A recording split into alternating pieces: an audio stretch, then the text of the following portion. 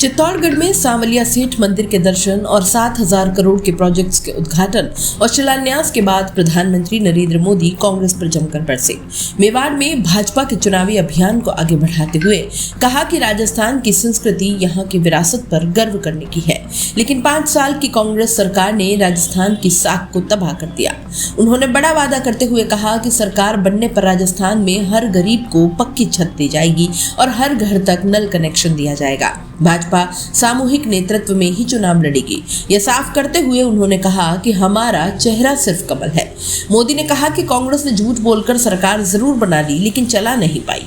मुख्यमंत्री गहलोत बैठते उठते सोते जागते मुख्यमंत्री की कुर्सी बचाने में लगे रहे और आधी कांग्रेस उन्हें कुर्सी से हटाने में लगी रही, लेकिन लूट मचाने के मामले में पूरी कांग्रेस एक रही। यहाँ अपराधी लुटेरा खुद को सरकार मानकर बैठा है। ऐसी सरकार को एक दिन भी नहीं रहना चाहिए। मोदी के भाषण की कुछ बड़ी बातें हैं, चलिए उस पर नजर डालते हैं। पहली, उन्होंने कहा कि गहलोत को पता है कि सरकार की विदाई का काउंटडाउन शुरू हो चुका है।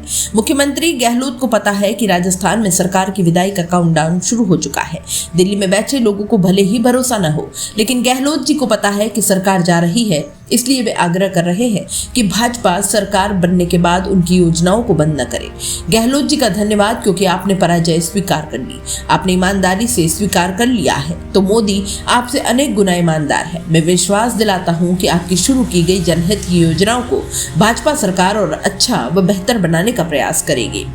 उन्होंने कहा कि यह मोदी की गारंटी है कि जिन्होंने पैसा लूटा, भ्रष्टाचार किया, गरीबों को परेशान किया, उनके खिलाफ कार्रवाई जरूर होगी। ये लोग मोदी को चाहे जितना गाली दे दें, करप्शन पर कठोर कार्रवाई जारी रहेगी। कांग्रेस सरकार का हाल ये है कि जनता के पैसे से अपनी तिजोरी भरो और जनता को बेहाल छोड़ो। भाजपा करप्शन की तह तक जरूर जाएगी। उन्होंने ये भी कहा कि हम तो खदान माफिया सुनते थे, लेकिन यहाँ पेपर लीक माफिया पनप गए।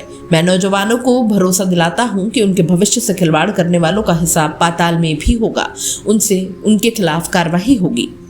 आगे उन्होंने कहा कि इस विधानसभा चुनाव में सिर्फ एक ही चेहरा है, वो है कमल।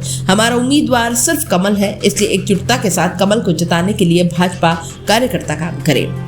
अंत में उन्होंने कहा कि कांग्रेस को जब भी यह लगता है कि वह चुनाव हारने वाली है तो झूठी घोषणाएं करने लगती है, सरकारी खजाने से प्रचार करती है। राजस्थान में भी यही प्रयास कर रही है।